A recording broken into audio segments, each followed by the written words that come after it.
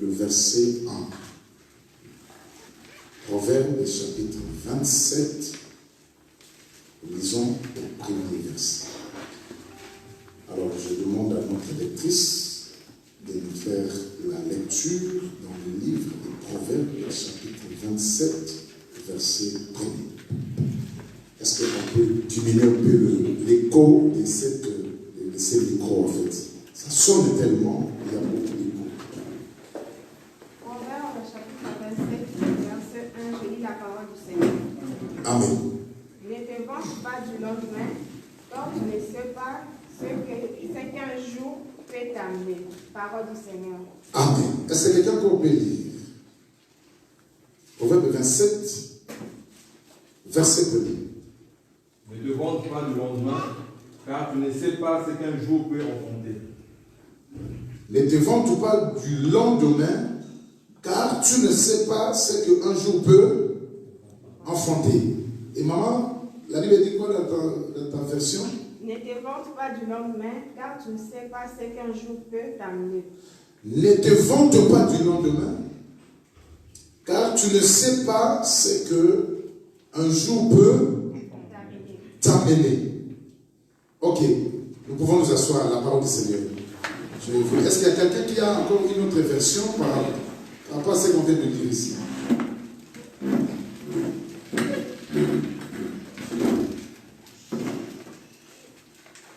Est-ce qu'il y a quelqu'un qui a encore une autre version?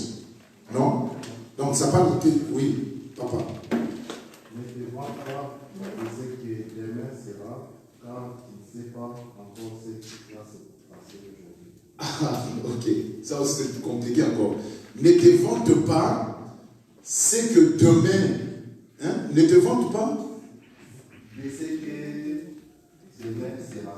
Ne te vante pas de ce que demain sera, car tu ne sais pas encore ce qui va se passer aujourd'hui. ne te vante pas de ce que demain sera, car tu ne sais pas encore ce qui peut se passer aujourd'hui. Voilà. Ne te vante pas de demain, car Tu ne sais pas ce qu'un jour peut t'amener. tu ne sais pas ce qu'un jour peut t'amener. Bon, là on dit, ne te vante, là c'est la même version que moi, ne te vante pas du lendemain, car tu ne sais pas ce qu'un jour peut t'enfanter. Alors, je pose juste une question. Qui enfante? Est-ce que c'est un homme ou une femme? C'est une femme qui enfante. Ne te vante pas du lendemain, car tu ne sais pas ce qu'un jour peut t'enfanter. Donc, en réalité, le jour, c'est une mère. C'est une maman. Le jour a la possibilité et la capacité de donner vie, d'enfanter. Hein? C'est ça, non? Le jour a la capacité d'enfanter. Le jour a la capacité de mettre, comme on dit, de mettre au monde. Parce que ne te vante pas de demain, même parce que toi-même tu ne sais pas ce que le jour peut enfanter aujourd'hui. Maintenant, nous allons aller dans la version de notre frère. Vous savez, il y a beaucoup de personnes. Moi, j'ai raconté quand même des gens comme ça. Des gens qui ont vécu en Angola, ils peuvent aussi témoigner. Moi, j'ai raconté des gens comme ça. On m'a dit, cet homme était parti à Lunda. Il a reçu l'argent. Quand il était venu ici, il avait 60 000 $. Mais si tu le vois aujourd'hui, à l'époque que moi je les ai vus, il n'avait même pas 1 euro sur son compte. Il n'avait même pas 1 euro. Mais le jour où il avait l'argent, il s'est vanté en disant que voilà, moi je suis riche, moi je peux, moi. Mais il ne savait pas ce qu'un jour peut enfanter pour lui. C'est pourquoi la Bible dit, ne te vante pas du lendemain. Parce que toi-même, tu n'as pas la connaissance de ce qui peut venir dans quelques heures. Vous savez de la manière que nous sommes ici? Je ne sais pas, peut-être toi tu le sais. Mais moi, je ne sais pas ce qui peut arriver dans 10 minutes. Même moi, je ne le sais pas. Je ne sais pas ce qui peut arriver lorsqu'on va sortir ici. Même moi, je ne le sais pas. Salomon, un homme qui a reçu la sagesse et l'intelligence de Dieu. Salomon. Parce que ce qu'on vient de lire là, ça vient de Proverbe. Proverbe, c'est la sagesse de Salomon. Et lorsque Proverbe parle, ça veut dire que Salomon, il exprime ce qu'il avait demandé, ce que le Seigneur, la grâce que le Seigneur lui avait donnée. Parce que Salomon, c'est le roi qui est venu après son père David. Et lorsque David voulait mourir, David avait choisi à Salomon de remplacer sur son trône. Et Salomon, à l'époque, à ce temps-là, Salomon était trop jeune.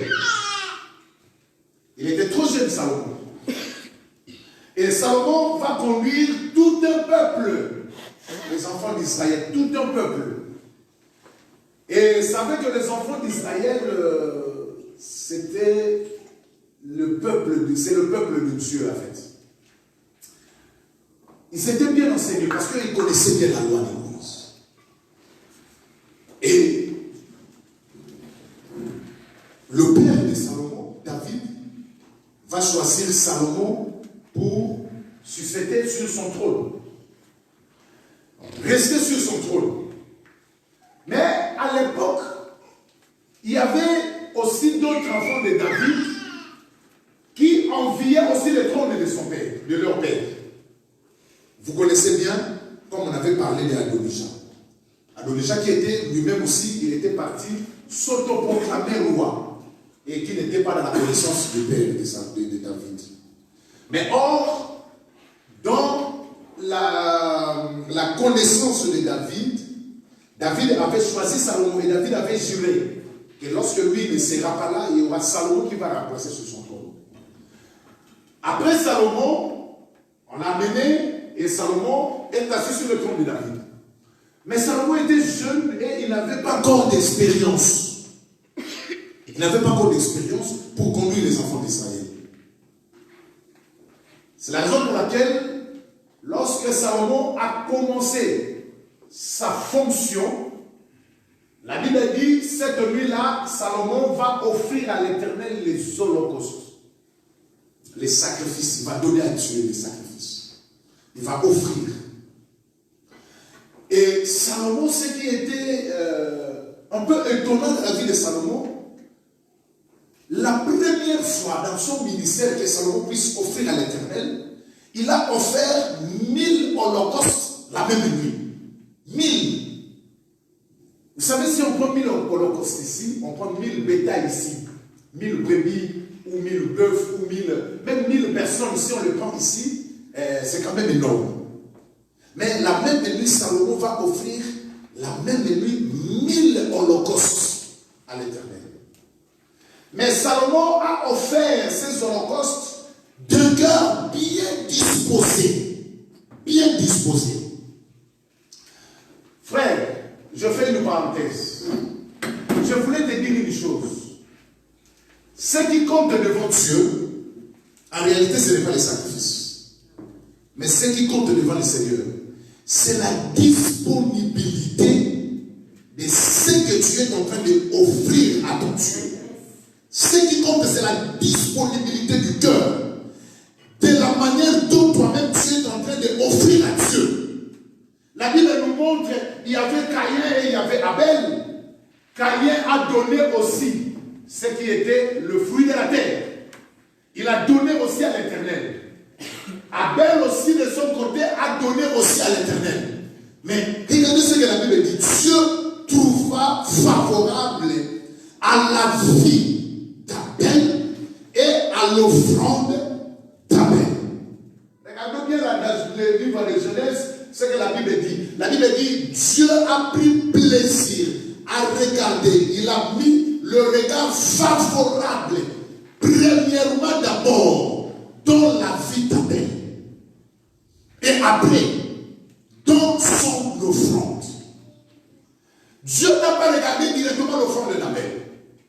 Mais avant que Dieu puisse regarder d'abord l'offrande d'Abel, Dieu a regardé d'abord la vie d'Abel.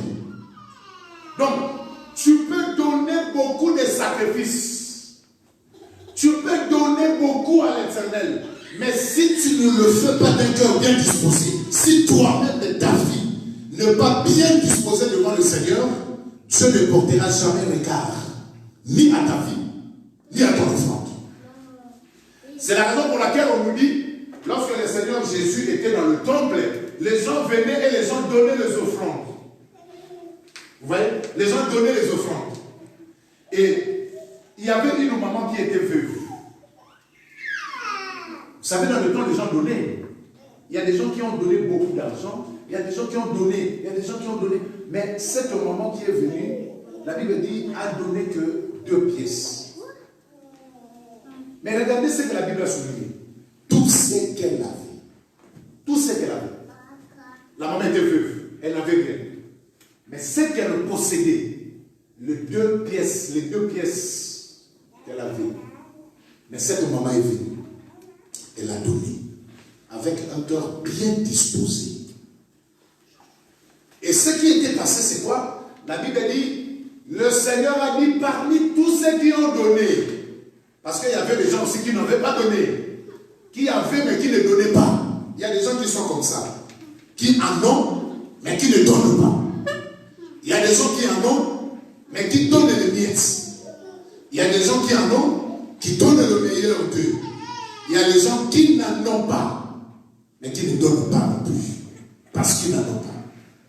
Et le Seigneur a dit, parmi tous ceux qui ont donné, il n'y a qu'une veuve, cette maman, qui a donné plus que tout le monde. Plus que tout le monde. Pourquoi? Si on regarde l'offrande de cette maman, c'était une offrande qu'on pouvait négliger. C'était une offrande qu'on pouvait dire, mais pourquoi donne ça? Ça, on va faire ça quoi à l'église? Mais la Bible dit que c'est par rapport à la disponibilité de son cœur. Dieu prouvera ton offrande lorsque ton cœur est bien disposé pour le faire. Et l'offrande, ce n'est pas seulement l'argent. Ce que tu fais à l'Éternel, c'est ton offrande. Lorsque tu chantes ici, c'est ce que tu donnes à l'Éternel. Frère, tu peux venir chanter si ton cœur n'est pas bien disposé. La Bible dit quoi? Ce sont des bruits de cymbales qui retentissent devant le Seigneur. Tu peux venir travailler à l'église, mais lorsque ta vie même n'est pas bien disposée, ce sont des bruits devant le Seigneur. Tu peux faire, mais lorsque ta vie n'est pas bien disposée, c'est pourquoi que Salomon a compris. Il a dit, j'offrirai à l'Éternel. Mais il faut que ça soit d'un cœur propre, d'un cœur pur. Est-ce qu'il y a quelqu'un? D'un cœur pur. David a dit quelque part, je ne donnerai jamais à l'Éternel la chose qui ne me fait pas mal. Parce que David savait. Vous savez, parfois quand on donne à Dieu, on donne des miettes. On dit, bon, ça c'est pour Dieu. Ça c'est pour moi. Ça je le garde, mais ça je donne à Dieu. Je méditais sur 2 brigands. Il y avait un qui était crucifié à gauche du Seigneur et l'autre qui était crucifié à droite du Seigneur. Lorsqu'on a crucifié le Seigneur Jésus, les 2 brigands parlaient aussi avant de mourir. Il y a un qui était à gauche du Seigneur qui a dit à Christ, nous savons que tu es grand maître. Mais pourquoi nous nous retrouvons ici? Dans le livre de Luc, la Bible dit, il injuriait aussi le Seigneur. Et il a adressé cette parole au Seigneur. Il a dit, mais toi, tu as ouvert les yeux des aveugles. Tu as ressuscité même le mort. Sauve-toi. Et sauve-nous aussi. Sauve-toi toi-même. Et sauve-nous aussi.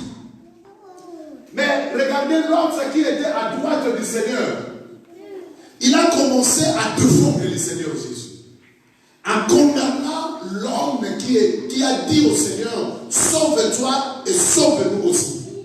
Il a commencé à défendre le Christ. Christ n'a pas parlé, n'a pas répondu à ces brigands. Mais c'était l'autre brigand qui était à sa droite qui a répondu en disant, toi tu ne crains pas Dieu. Si nous sommes ici, nous méritons ce que nous avons fait, nous le méritons. Mais cet homme, lui, il n'a rien fait, il est innocent. Il n'a rien fait. Pourquoi tu m'as juré? Nous serons même condamnés, je suis d'accord. Il a reconnu quand même qu'il était un pécheur, il mérite le châtiment qu'on lui a donné. Mais l'autre part, celui qui était à la gauche du Seigneur, il n'a pas reconnu ce qu'il était et il n'a pas reconnu le châtiment que lui-même a mérité. Mais il voulait que le Seigneur puisse l'aider. Il voulait que le Seigneur puisse... Mais le brigand qui était là, il a dit, lui, il n'a rien fait. C'est un innocent. Nous méritons. Il s'est disposé d'abord devant le Seigneur. Vous voyez la différence des deux brigands. L'autre brigand n'a pas reconnu ses péchés, mais il voulait que le Seigneur puisse faire le miracle. Mais celui qui était à droite, il a reconnu d'abord le châtiment, sa vie. Il s'est disposé devant le Seigneur par rapport à sa vie. Après, il a demandé, il a dit, Seigneur, lorsque tu reviendras dans ton royaume, pense à moi aussi. Mais le brigand qui était à gauche, il n'était pas bien disposé pour que le Seigneur puisse l'accueillir. Mais celui qui était à droite, il s'est disposé. Et lorsqu'il a demandé au Seigneur, il a dit, Seigneur, pense à moi lorsque tu reviendras dans ton royaume. Le Seigneur lui a dit, ne t'inquiète pas, ce soir même, attends que je puisse descendre et ressusciter. Je t'amènerai. Tu peux tout faire, frère. Mais si toi-même tu n'es pas bien disposé, ton offrande ne sera que dépouillée devant le Seigneur. Salomon a offert 1000 holocaustes d'un cœur bien propre, bien disposé. Le Seigneur prend plaisir aux offrandes qui sont données avec un cœur pur, bien disposé. Le Seigneur prend plaisir aux offrandes bien disposées. C'est pourquoi vous allez remarquer, on peut être 1000 personnes, mais Dieu n'est pas là. Mais là où on est peut-être 10 personnes, Dieu est au milieu d'eux. C'est la disponibilité du cœur. Et lorsque Salomon a offert au Seigneur son offrande, la Bible dit l'odeur est montée jusqu'au ciel. Dieu a compris, Dieu a vu Salomon et il a vu son offrande.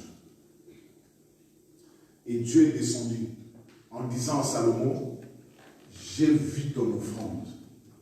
Mais maintenant, demande ce que tu as besoin, je te le donnerai. Et regardez les gens qui sont bien, le cœur bien disposé. Moi, j'ai dit, si moi j'étais à la place de Salomon, non, les choses que je devais demander, ça doit être terrible. Dieu devait avoir une liste. Une liste. J'ai dit, Seigneur, d'abord je commence par moi-même. Je regarde tous les défauts que j'ai dans mon corps. Je dis, Seigneur, ça va partir. Cette maladie va partir. Ça va partir. Je regarde ma femme, je regarde mes enfants, je regarde ma famille. J'ai dit que le Seigneur devait avoir une liste. Regarde, je pose une simple question pour faire une réflexion. Si Dieu t'a parlé aujourd'hui, il te demande, il te pose la question. Donc demande-moi ce que tu veux. Qu'est-ce que tu peux demander à l'Éternel? Toi. Je ne dis pas de me répondre, mais fais une réflexion. Qu'est-ce que tu peux demander à l'Éternel? Si Dieu aujourd'hui, vraiment, tu dors la nuit, bon, je demande au Seigneur que le Seigneur te visite la nuit et que le Seigneur te pose cette question. Qu'est-ce que tu veux? Qu'est-ce que toi tu vas demander à Dieu? Regardez quand on vient à l'église. Qu'est-ce que tu pries? Tu demandes quoi? Quand tu viens à l'église, tu demandes quoi à Dieu?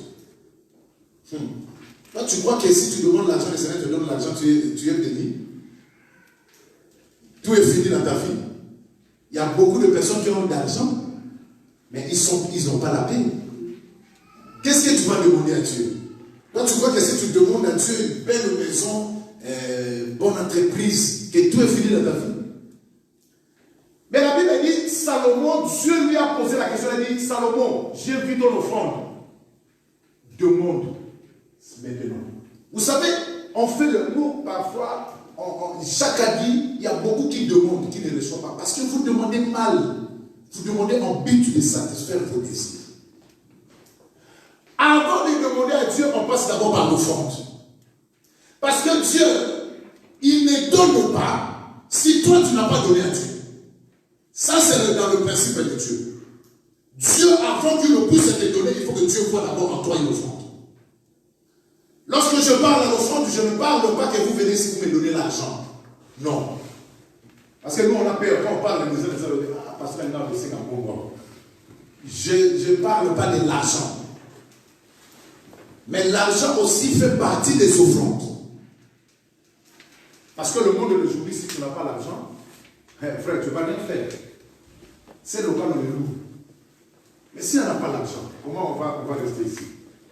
Non, on va dire que non, donc voilà, dans 3 mois, on va sortir, parce qu'on n'arrive pas à louer ici. Avant que Dieu puisse te faire quelque chose, il faut que Dieu voie d'abord l'offrande qui vient de toi.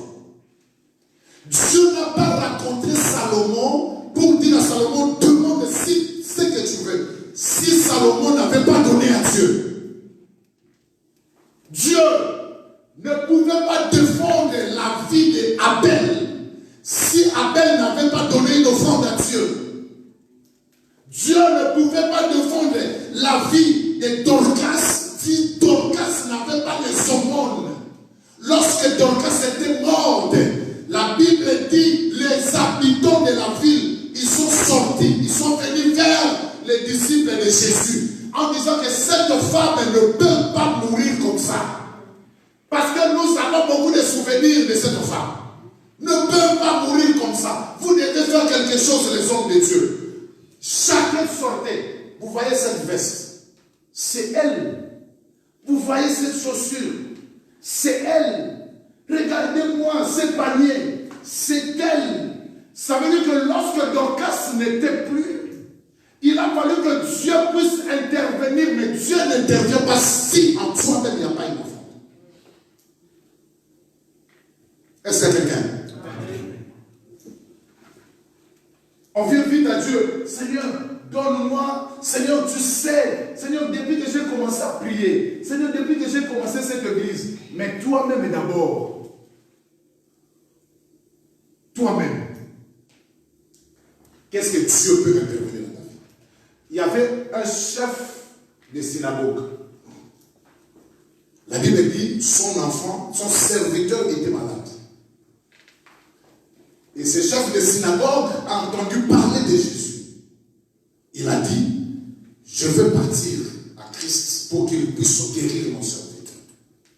Lorsqu'il est venu vers le Seigneur, il a dit, Seigneur, peux-tu guérir mon serviteur? Tous les gens qui étaient là, ils ont dit, Jésus, cet homme mérite, il le mérite que tu puisses faire du bien dans sa vie. Parce que il est l'un de ceux qui ont construit les temples.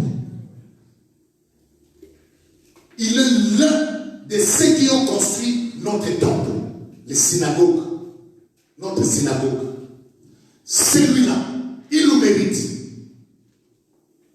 Vous savez, dans le principe de Dieu, lorsque en toi il n'y a rien, le Seigneur ne descendra pas pour te bénir. Attention, vous savez bien, si Joseph était sûr de lui, parce que Joseph connaissait.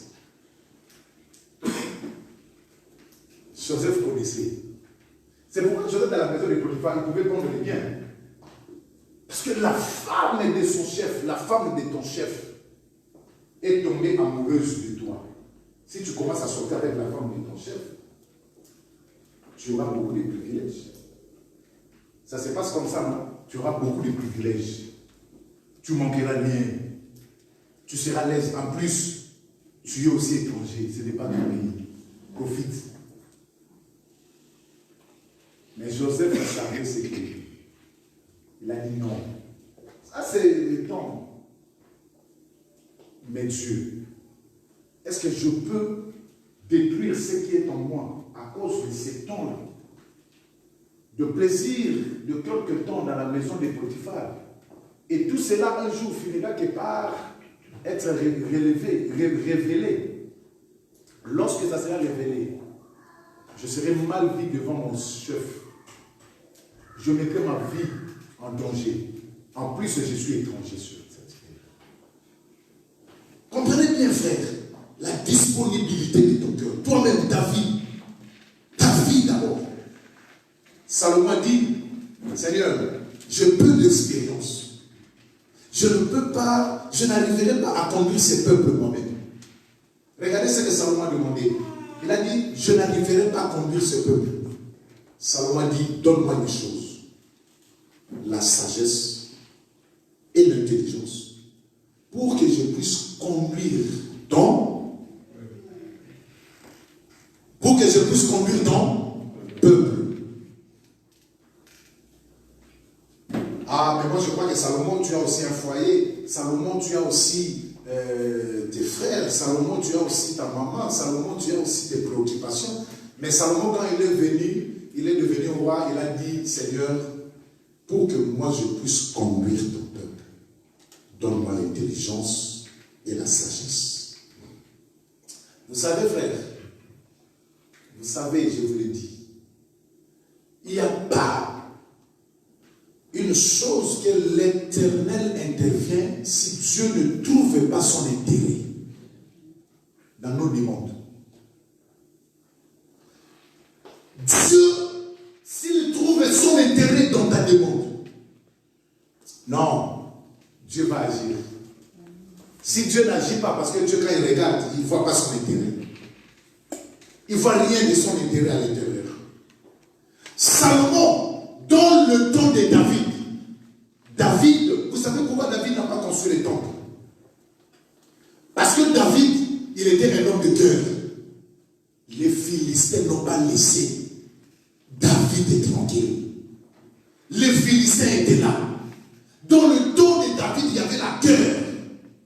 Mais lorsque Salomon est venu, Salomon n'a pas regardé la guerre, n'a pas regardé ses ennemis. Salomon n'a pas dit non. Mais Salomon a dit, Seigneur, je vais me focaliser à ton œuvre. Il y a une chose, frère. Le premier brigand a dit, sauve-toi et sauve-nous. Mais le deuxième brigand a dit, tu ne sais pas que lui c'est un innocent. Il a défendu d'abord la cause de Dieu, l'œuvre de Dieu. Il a défendu cette œuvre. Il n'y a pas ce que le Seigneur peut faire si toi tu ne défends pas l'œuvre de Dieu. Si toi tu ne défends pas Gethsemane, si toi tu ne défends pas ton pasteur, vaut mieux que ton pasteur soit un biduc, vaut mieux que ton pasteur soit un escroc. Mais si ton pasteur n'a pas ces choses, il n'y a pas d'intérêt si tu ne défends pas ton pasteur. Il n'y a pas d'intérêt de Dieu si tu ne défends pas l'œuvre de Dieu. Cet homme a dit, il a bien dit, lui il est innocent. Nous prenons notre châtiment parce que nous sommes des voleurs. Nous avons fait le mal, on nous a arrêtés. On nous crucifie pour que tout le monde voit notre châtiment. Mais lui c'est un innocent. Pourquoi tu l'as géré? Lui c'est un innocent. Pourquoi tu le parles ainsi? C'est un innocent. Le Seigneur a compris. Son intérêt était dans la vie de ce malfaiteur qui était à sa droite. Et le malfaiteur après, il a réclamé, il a dit, Seigneur, pense lorsque tu reviendras. Le Seigneur a dit, je t'amènerai. L'autre est parti. L'un est parti et l'autre est resté. Et celui qui était parti parce qu'il avait défendu le Christ. Il a défendu le Seigneur. Et aujourd'hui, il y a beaucoup de chrétiens qui viennent à l'église mais qui n'arrivent pas à défendre leur propre église. Et ça, c'est insupportable. On ne peut jamais comprendre ça. Je prie à Gethsemane, mais lorsque je suis à l'extérieur, je parle avec d'autres d'autres personnes pour trahir Gethsemane, pour parler de mal de Gethsemane. Pourquoi tu viens à l'église? Pourquoi tu viens à l'église? Même toi qui me suis sur Internet, dans ta propre église, tu as aussi ces comportements. Pourquoi tu vas dans ton église? Malheur à nous, il y a dans des églises que les choses bizarres se passent. Mais les gens sont toujours fidèles. Vraiment non. Mais je parle à Dieu, je dis Seigneur, si tu es fidèle, et si je marche selon l'intégrité, Seigneur, montre-toi. Il y a des gens, je ne parle pas de l'église à Strasbourg. N'allez pas interpréter les choses. Il y a des gens, il y a des églises que leurs pasteurs marchent mauvais. Tout le monde les connaît. Mais le fidèle sont là. Mais le fidèle paye le loyer. Mais le fidèle paye la salle. Mais le fidèle donne les dîmes. Mais là où vous allez partir chez le païen, demandez votre pasteur. Moi j'ai dit je ne suis pas meilleur. J'ai mes erreurs. Mais le païen, ils auront la difficulté pour me condamner. Je sais vivre avec le païen et je sais vivre avec les chrétiens. Mais les gens ils parlent seulement. Comment toi tu n'arrives pas à porter ton église, ton pasteur, tu n'arrives pas. Regardez ce que Salomon dit. Salomon dit, donne-moi l'intelligence et la sagesse pour que je puisse conduire ces peuples. Ces peuples, je n'ai pas besoin d'argent, je n'ai pas besoin de ça, je n'ai pas besoin, malgré que j'en ai besoin pour moi-même. Mais moi, devant toi, Seigneur, je veux ce peuple. Que ce peuple soit bien, que leur vie soit bien, que ce peuple soit préparé pour l'enlèvement, que ce peuple soit préparé pour leur propre vie de rencontrer leur mari. Seigneur, je veux ce peuple. Non, nous on n'aime pas les pasteurs comme ça. Nous on aime des pasteurs, des escrocs. On aime des pasteurs des escrocs. Oui, mais non, pasteur a demandé un mois. Mais on appelle l'église en cas. Mon pasteur, ça doit vérifier sur les actions. Pour les actions, pour vérifier. Même au Yéga, 15 ans, regarde dans l'église. Nous on aime des pasteurs comme ça. Nous on aime là où il y a des désordres. Nous on aime là où l'ordre ne règne pas. Si votre pasteur est dur, s'il y a l'ordre, les gens disent non. Là non. Nous on aime là où il y a la liberté. Nous on aime là où les gens viennent. On fait n'importe quoi à l'église, on rentre. Nous on aime là où les gens viennent. Là on aime des églises comme ça. Mais là quand on voit les choses marchent, on dit non. Là non, là non, là non.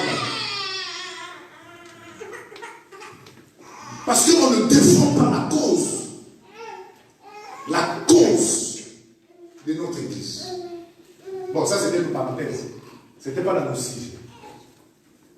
Salomon dit, je vais marcher, défendre ton église, défendre ton œuvre, défendre les autres. Dieu a vu la demande de Salomon. Non, la Bible dit, souligne bien, cette demande a plu à l'Éternel. Dieu a eu plaisir à la demande de Salomon. Il a dit, Salomon, parce que tu ne m'as pas demandé une longue vie. Parce que tu ne m'as pas demandé la perte de tes ennemis. Parce que vous savez faire. La Bible dit, celui qui n'est pas pour nous est contre nous. Ne parle jamais du mal de tes ennemis. Ce n'est pas ton problème. Toi, ton problème, c'est de défendre l'œuvre de Dieu. Amen. Non, un amen quand même chanté. Amen. Non, il y a d'autres choses qu'il faut grandir dans la foi. Mais il y a des choses quand ça se passe, tu dis, oh, mais non. Pourquoi les gens peuvent se comporter comme ça? Les gens sont toujours des bébés spirituels. Les gens sont toujours des... Non. Moi, j'ai ma relation avec Le Seigneur. J'ai voté que je vais prier à Gethsemane. S'il vient la pluie ou la neige, moi je ne suis pas là. D'abord, la Bible dit bien, 2 personnes seront sur les lits. Un va partir et l'autre va rester. Amen. Ça veut dire que même en ce qui concerne le salut, toi si tu vas partir, tu pars. Moi je ne partirai pas parce que moi j'ai pris ma décision à moi. Je ne regarde pas l'autre, je ne regarde pas l'autre. Mais moi, je sais ce que je suis en train de faire. Je suis avec Dieu. Si moi je vais partir, je partirai par ma propre décision. Non parce que toi tu m'as dit. Non parce que toi tu es parti. Il y a un moment où il faut que les gens grandissent. Ça m'étonne qu'on prêche, on parle aux gens, mais les prédications, les enseignements entrent ici, et lorsqu'on sort ici, ça sort là. Les gens pleurent, pourquoi? Parce que vous ne connaissez pas ce que vous-même vous êtes. Ce qu'on ne connaît pas, c'est que nous-mêmes nous sommes. Quelqu'un qu'on a ou un roi, il sait dans sa tête. Je sais que le jour où M. Macron était élu président de la République, quand il est sorti à la télé, il ne parlait pas comme un président d'un parti, mais il parlait comme un président de tous les Français. Il sait ce qu'il parle. Et lorsqu'il parle, il sait que je parle comme un président. Quelqu'un là? Un amen gentil quand même. Amen. Donc, toi, tu es un enfant de Dieu. Tu n'es pas n'importe qui. Tu n'es pas n'importe qui. Regardez.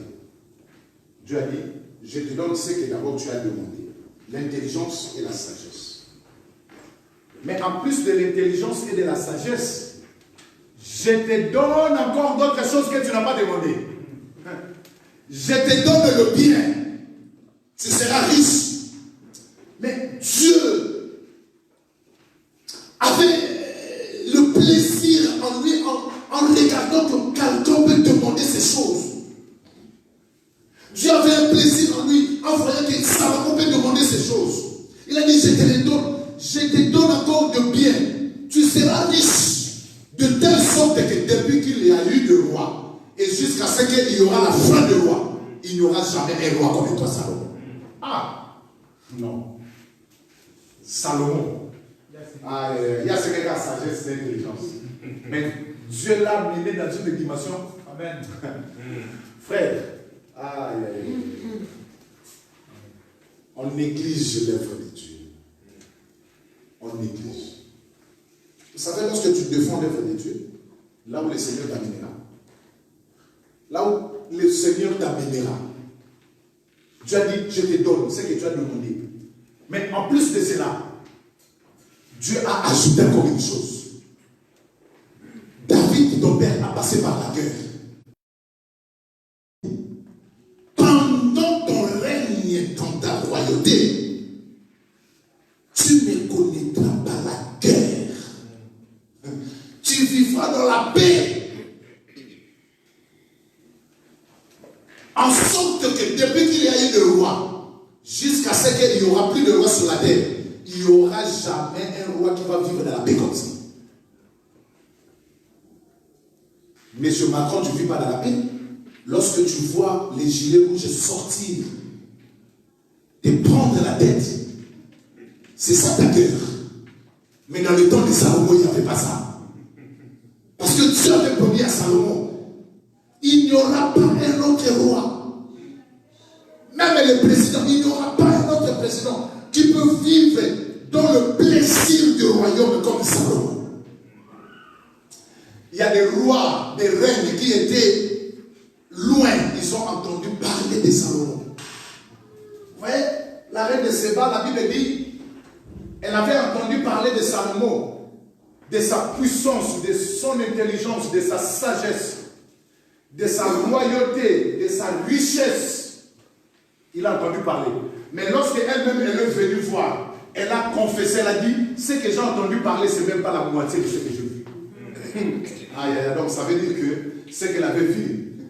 Tu vois, quelqu'un, on parle de toi, on dit, hey, type voilà, il est puissant. On a l'âge. Il y a 14 immeubles en France. Azana, on te parle, toi-même tu dis, hey, même quand on est monier, on le dit, hey, donc ça veut dire que Salomon était puissant, Salomon était même, ce que les gens disaient de Salomon, ce n'était pas même ce que Salomon était. Parce que lorsque les gens vont venir, ils vont voir, ils disent non, de la manière qu'on a vu, ce qu'on nous a parlé, même pas la moitié. Même pas la moitié de la force de la reine de Salomon. Il n'y aura jamais ce roi-là comme Salomon sur la terre. C'est pourquoi vous allez comprendre bien Bartimée qui était aveugle lorsqu'il a vu Jésus passer. Vous savez, Bartimée avec l'école, il a dit, fils de David, aie pitié de moi. Pourquoi fils de David? Parce que David, celui qui l'a remplacé sur le trône, c'était Salomon. En réalité, le fils de David, c'est Salomon. Donc, lorsque Bartimée dit fils de David, Bartimée a compris.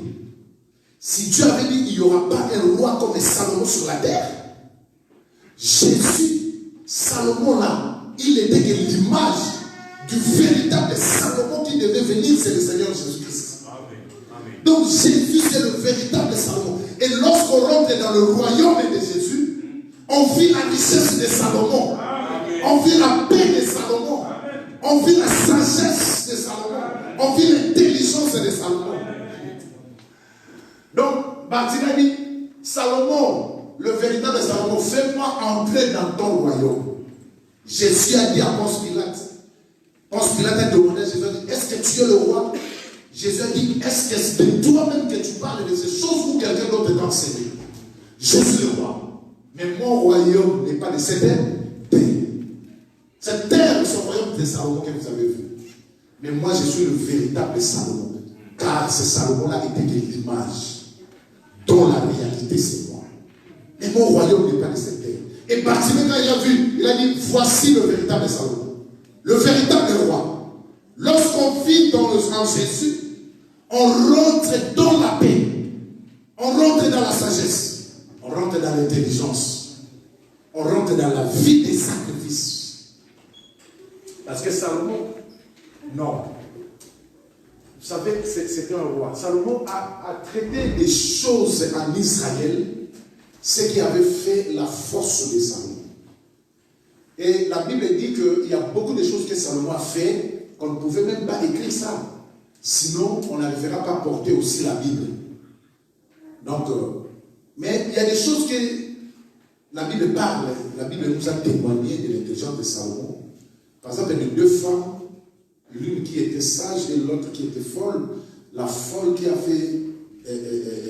tué son enfant. Et pendant la nuit, elle a changé l'enfant avec sa voisine de sa chambre. Maintenant, le matin, lorsque c'est venu, on a retrouvé que la femme reconnut que ce n'était pas son enfant.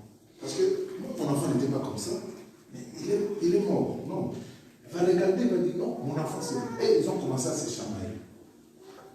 Le problème a été monté jusqu'au roi. Parce qu'il y avait personne qui devait traiter ces problèmes-là. Dans ce temps-là. Mais le roi a exercé une sagesse que personne ne pensait que ces problèmes, ça devrait se traiter de la manière. Vous voyez? Le roi a demandé qu'est-ce qui se passe. Ils ont parlé. Il a dit, ramenez-moi l'enfant qui vit. C'est qui l'enfant qui vit? C'est moi. Oh, c'est à moi. C'est à toi? Ok. Ramenez-moi l'enfant, je vais voir. Donnez-moi une paix. Ok. Vous voyez cet enfant? Pour qu'on cesse les discussions, je vais partager cet enfant en deux. Je te donnerai une partie, et elle aussi, je lui donnerai une partie. Comme ça, on arrête le problème ici. La disponibilité du cœur. La Bible dit, la mère de l'enfant a senti la douleur dans son cœur. Il a dit, non, roi, laisse, c'est son enfant, donne à elle. Parce que ne fais pas le mal à l'enfant. Salomon a compris quoi? La douleur du cœur. Elle a compris la véritable maman, c'est elle. Qui n'aime pas, qui ne va pas aimer, qui ne va pas accepter qu'on puisse couper son enfant. Et elle le voit. Elle, une maman qui n'arrivera pas à accepter. Vous savez, je vois comment les mamans sont malades lorsque leurs enfants sont malades. Comment les mamans sont tristes lorsque leurs enfants. Comment les mamans donnent leur vie à cause de leurs enfants. Non, il n'acceptera pas. Parce que l'affection était dans le cœur. l'église et que tu n'as pas l'affection dans le cœur dans ton église, tu seras vite. Lorsqu'il y a un bruit, bouffe. Lorsqu'il y a un bruit, toi aussi tu participes à ce bruit-là. Évangile à la cravate, tu vois. Et donc on a été câbles, qui est vous qui sont là? Eh, il y a un bon paysan qui caca. Mon dit, on va la cravate. On met des micros passés avant de la cravate. Parce que tu n'as pas l'affection de ton église. Mais celui qui a l'affection de son église, il dira non, ces choses-là, si tu en as besoin, allez demander au pasteur. Ça, c'est dans l'intelligence de Salomon. Bon, voilà. Donc, Salomon, bref, les gens ont compris, on dit, notre roi, c'est un roi sage. Il sait traiter les choses. Il sait comprendre les choses. Il sait ce qu'il fait. Il sait. On a donné l'enfant à la maman.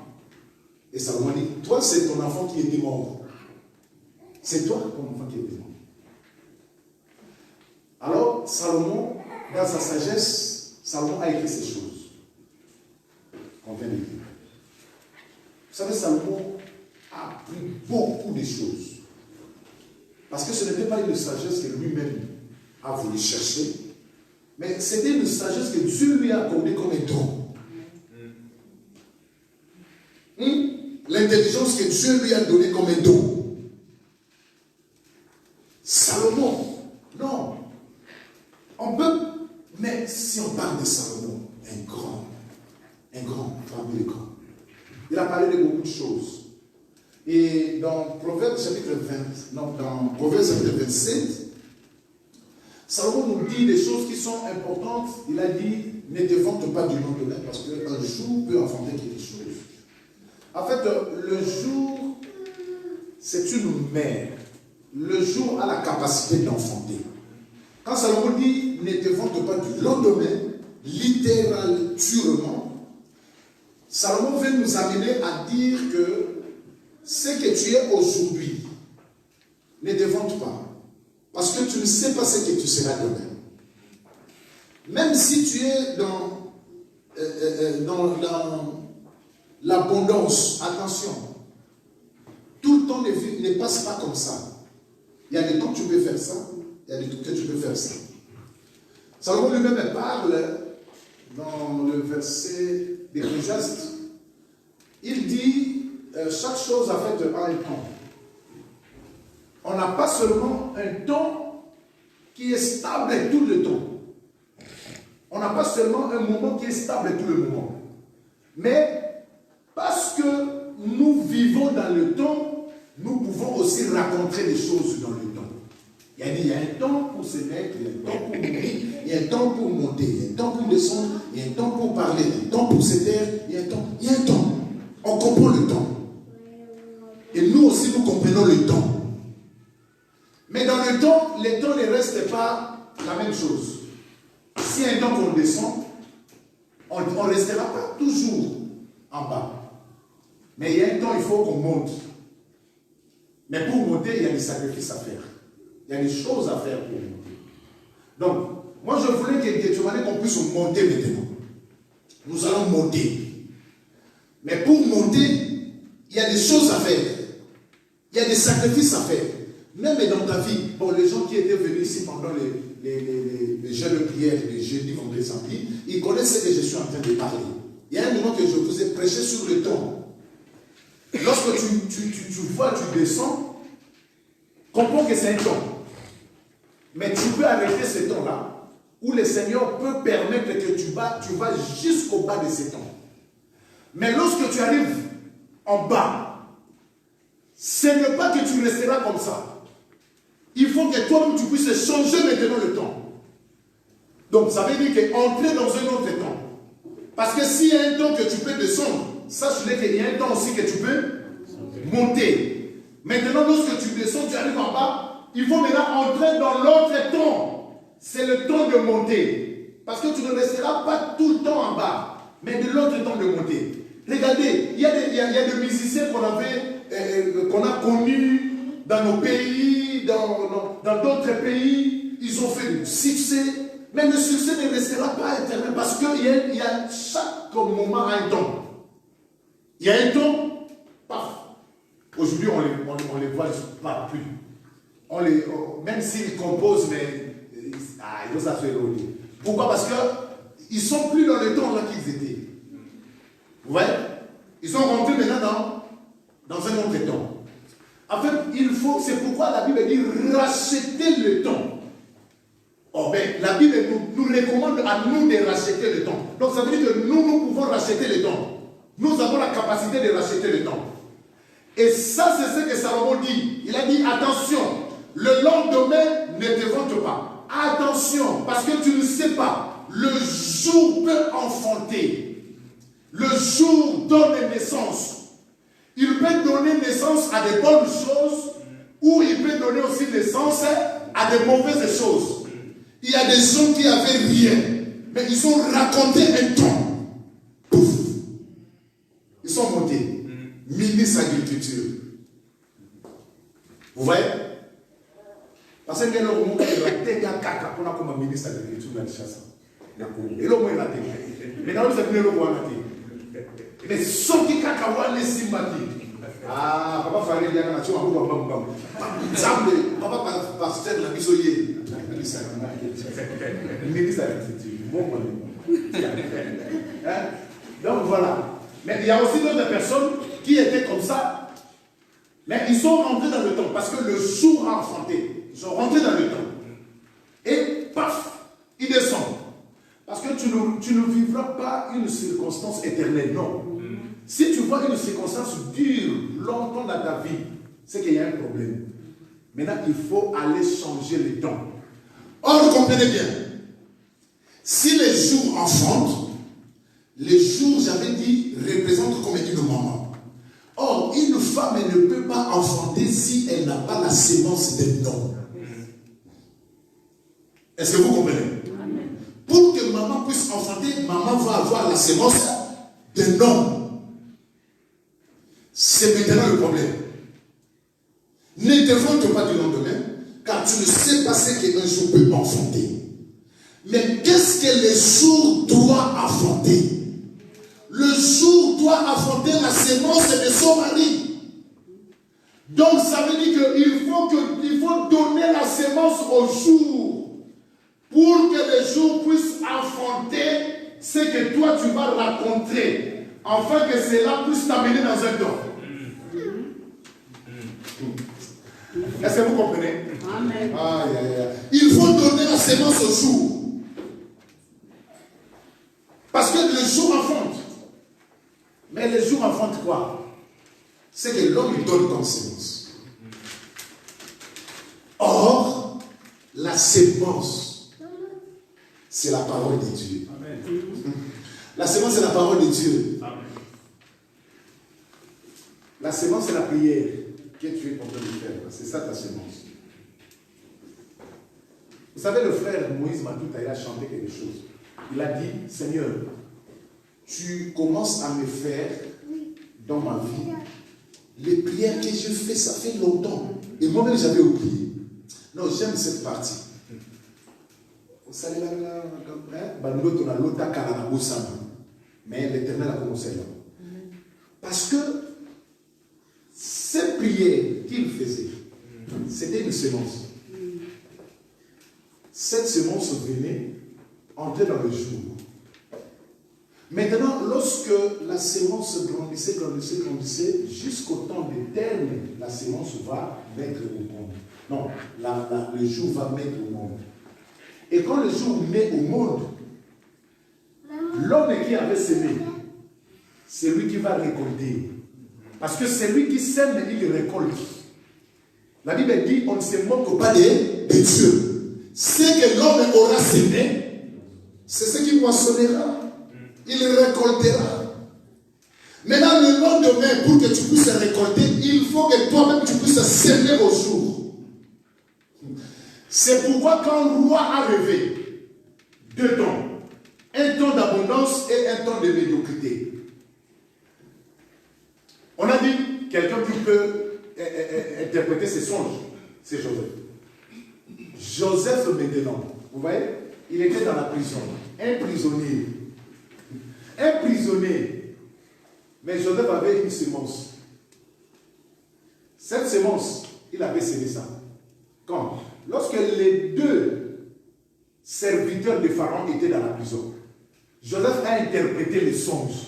Il a dit, toi, ton roi va te faire grâce, mais lui, il va mourir. Mais il a dit à ses serviteurs, lorsque tu seras auprès du roi, pense à moi. Mais lorsque le serviteur est parti, Les choses sont passées exactement. Mais le serviteur là, il a oublié la personne qui lui avait dit pense à moi. Mais en réalité, il n'avait pas oublié. Parce qu'il y a un autre temps que lui-même et le roi va rêver. Et lorsque le roi va rêver, le même serviteur, il va penser maintenant à Joseph. Il va dire non, je connais quelqu'un. Il a déjà interprété mon songe. Il peut interpréter aussi ton songe. Le roi dit allez chercher cet homme-là. On est parti dans la prison, on a pris Joseph. Regardez comment Joseph, il monte dans un autre temps parce qu'il avait sémé. On a pris Joseph, il y avait beaucoup de prisonniers. Mais il m'a dit non,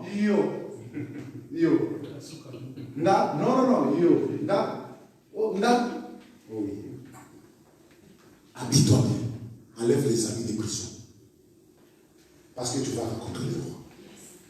Mais toi, tu crois que tu vas rencontrer le roi, c'est pas comme ça. Qu'est-ce que tu as pour rencontrer le roi?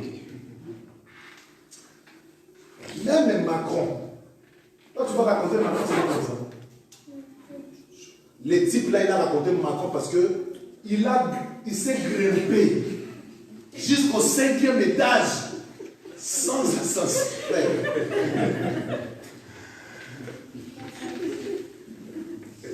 Tu vas raconter le roi pourquoi?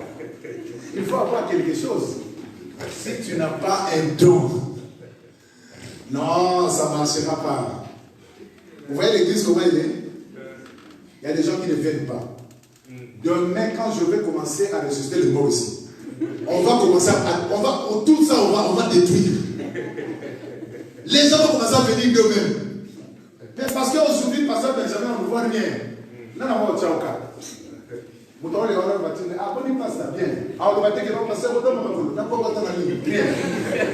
Mais les jours où Mayoki de Kuna, paf,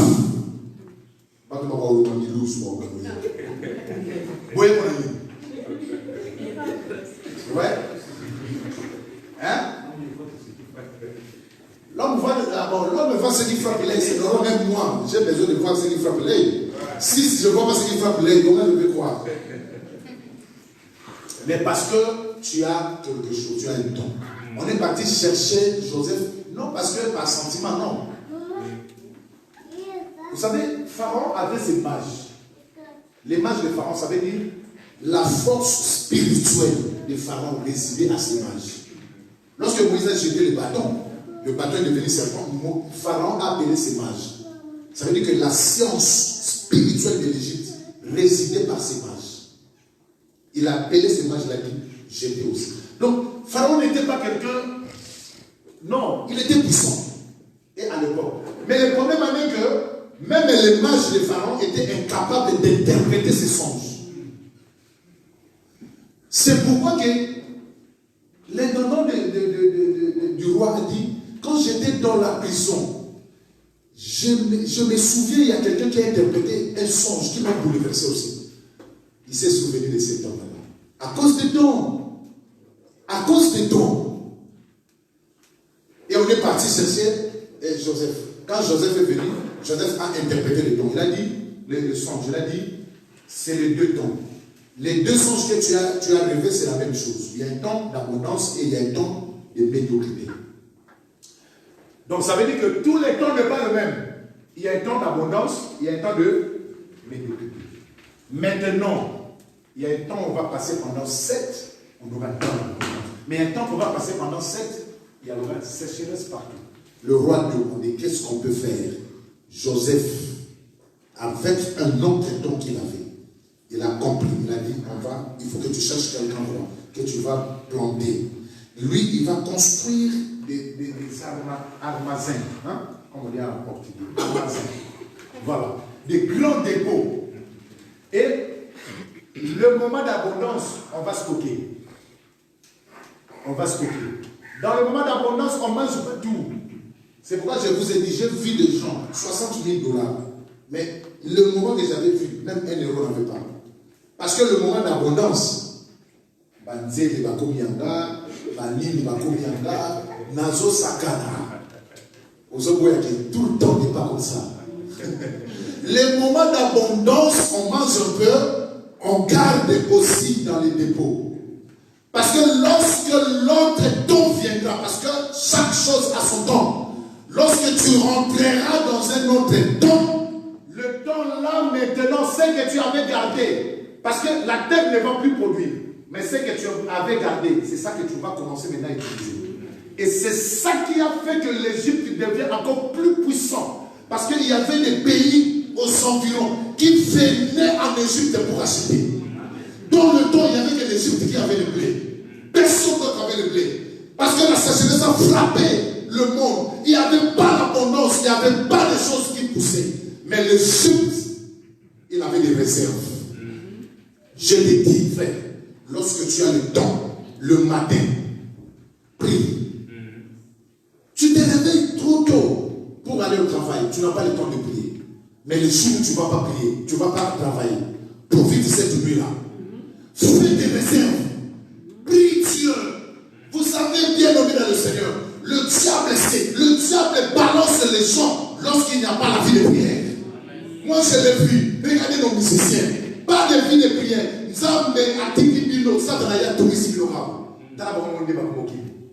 Vous n'avez pas eu le problème avec le pasteur. Je l'ai dit à l'église. J'avais demandé, c'est lui qui a le problème avec le pasteur qui vient voir le pasteur. Ni problème avec moi. Mais eux-mêmes ils fuient. Pourquoi ils fuient? Parce qu'il n'y avait pas la vie de prière. Rien d'autre que la vie de prière. Lorsque vous avez dans l'abondance, on ne mange pas tout. On stocke. Vous savez, frère, moi j'ai dit, je ne peux pas méditer aujourd'hui. Mais si on me demande de prêcher, même moi qui n'ai pas prêché, parce que je me réserve, je me stocke. Je ne viens pas chercher, je ne viens pas tripoter, je me stocke. Donc tu vois que tu es dans l'abondance, profite de prier, profite de chercher Dieu. On a passé 3 semaines ici, de jeûne de prière. On était ici jeudi, vendredi, samedi. Mais je regardais les autres et j'ai dit, pourquoi les autres ne viennent pas?